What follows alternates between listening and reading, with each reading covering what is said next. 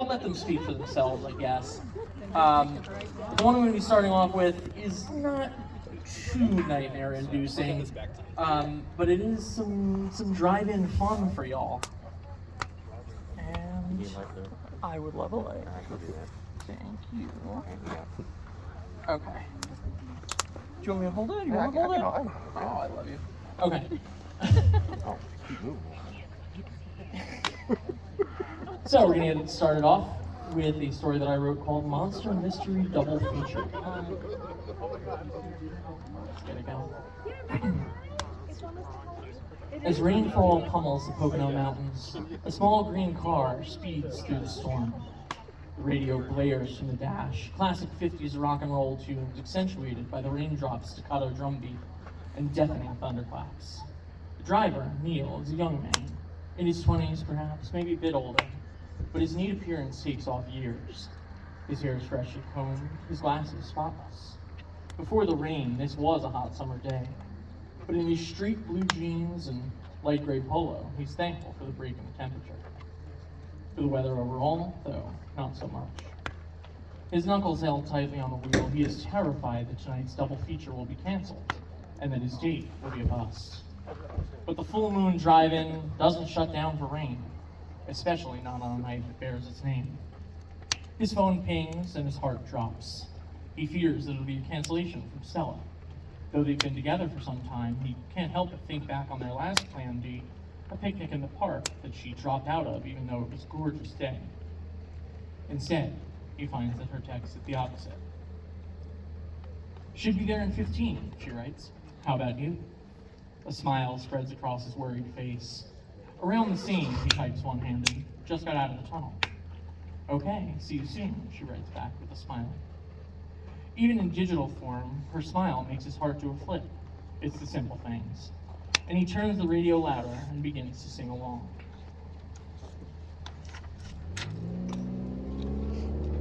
The marquee, shining bright against the glum weather, spells out the exact kind of night that a horror lover like Neil dreams of. Full Moon Drive-In, it reads, both O's stylized as moons themselves. Monster Mystery Double Feature tonight. Neil had been reading up on this for a while, and harbored quite a few educated guesses about which classic monster flicks they'd show. He couldn't wait to share his guesses with Stella, and to hear her choices. A beep from his phone. Stella again. I'm here. You close? Perfect timing. At the entrance now. Be you in a sec, she writes back.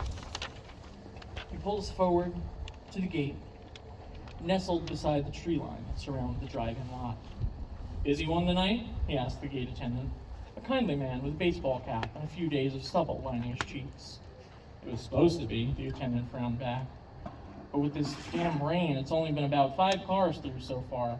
Shame, too. The monster flicks usually draw a good crowd. We're showing one of my favorites tonight. Neil grins, hoping he can get at least a hint out of the guy. I hope it's not the Invisible Man. I've never been one for monsters hiding in plain sight. How about you? Good try, kid, but my lips are sealed. I'm sure you'll have a good night, though. Thanks, I hope so, too. As Neil drives away, the man at the gate smiles a crooked, snarling grin. He takes note of Neil's car, watching closely as it departs. Neil pulls his car through the gate and finds himself in the shadow of the drive-in's towering screen. It's a sight that never gets old for Neil, the blank screen holding for him the promise of all the magic power of cinema. Through it, the audience can be transported anywhere, anytime, and tonight it's going to take him to his favorite place of all, the foggy black and white Shadowlands where iconic monsters dwell. And the best part is, he'll have the woman he loves by his side.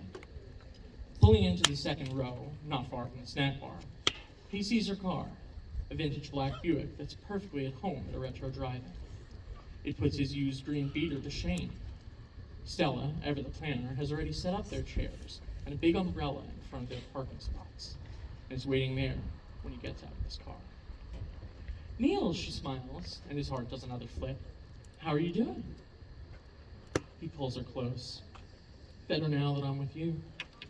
They lean in for a kiss, then settle into their seats.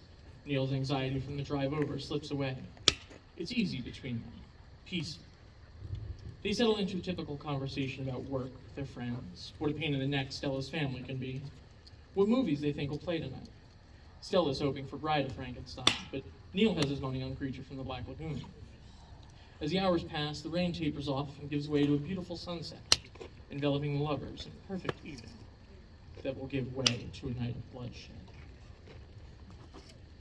The first film announced is The Wolfman, and as the movie's first reel begins to play, a grim fog descends over the drive-in. It's a perfect complement to the film. The combination forms a fitting backdrop to the upcoming carnage of the night. The second feature, Daughter of Dracula, will show to an audience of the dead. Inside the projection booth, the transformation begins. Touched by the light of the full moon, the projectionist turns first. The final reel of the Wolfman spins along on its own as its shepherd echoes the actions that have just been shown on screen. His limbs elongate, his already hirsute arms. Apologies. Justin is getting good too. His already hirsute arms and legs filling in with thicker fur as the clothes tear from his animal form. He grows a foot taller at least, his dog-like ears now scraping the roof of the booth. But he's not alone in his lycanthropic plight. At the snack bar, a closed sign hangs on the register as the kitchen crew begins preparations for a feast of their own. Their teeth, now doubling, tripling in size, hunger for the meat they can only consume once a cycle. Only on the full moon can they truly be satisfied. Though they try to keep quiet, a few cannot contain their howls, blending with the film sound effects to blur the real and unreal in an eerie cacophony. Let's all go to the lobby, get ourselves a treat, sings the dancing hot dog on the screen as the screams begin. From all corners of the drive-in, a coordinated attack erupts. There are spurts of blood, flashes of glimmering canine eyes reflecting the projected light as the werewolves feast. They are everywhere, descending in ambush upon the parked cars, captive prey delivered unwittingly to their doorstep. In the second row, a wolf springs forward from behind Neil and sinks its teeth deep into his shoulder.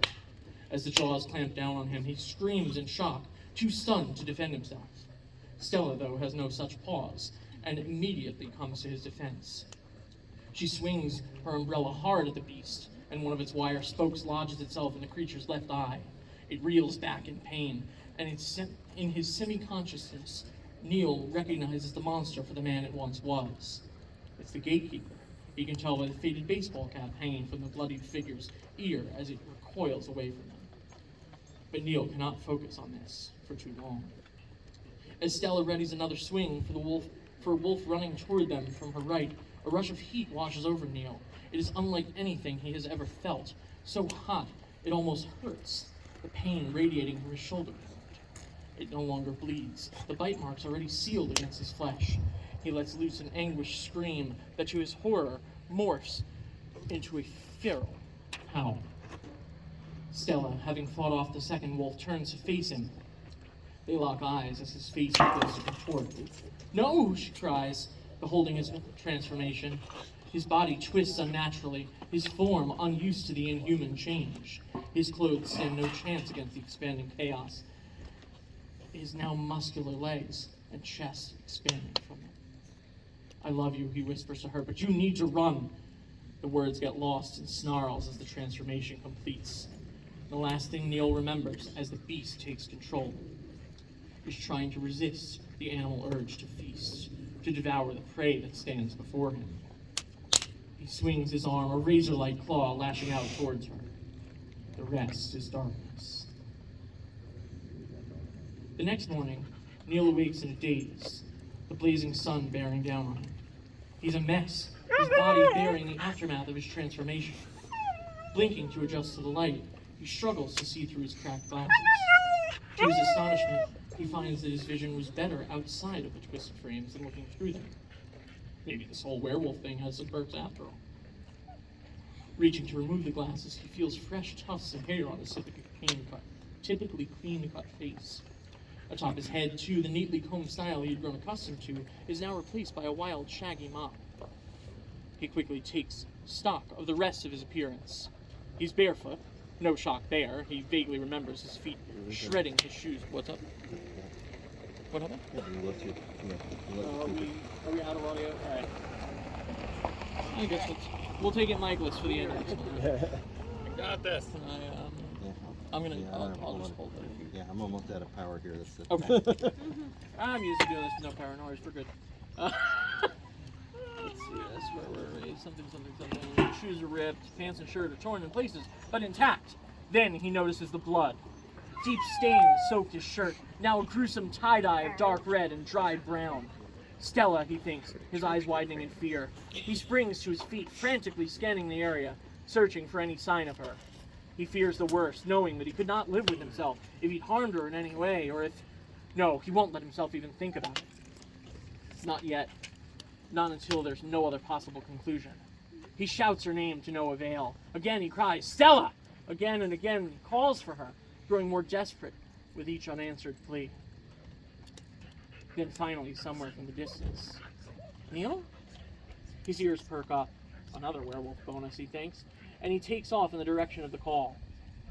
Though human, he still races low to the ground, a feral dash that betrays the animal within. He doesn't care. Anything to get to her faster, to know that she had survived the night. Finally, he sees her. From 100 feet away, he can still recognize his Stella, searching for him along the road. Even beneath the large black umbrella she carries to shield her from the sun, her pale skin stands stark against her dark hair and red lips. He shouts her name again, this time in elation. Stella Luna, his love. She's safe, and she's looking for him. Despite knowing what he's become, he hurries to her, pushing the limits of his newfound speed. In a flash, they are together again, his arms wrapped tightly around her as she joins the embrace. "Are you okay?" she asks, her eyes wide as she beholds his bloodied shirt. "Better now that I'm with you. You're not hurt?" "Not a scratch. They followed you away when you left." "That must be somewhere where some of this blood came from then. I figure they must have tried to finish the job. Are you sure you're alright?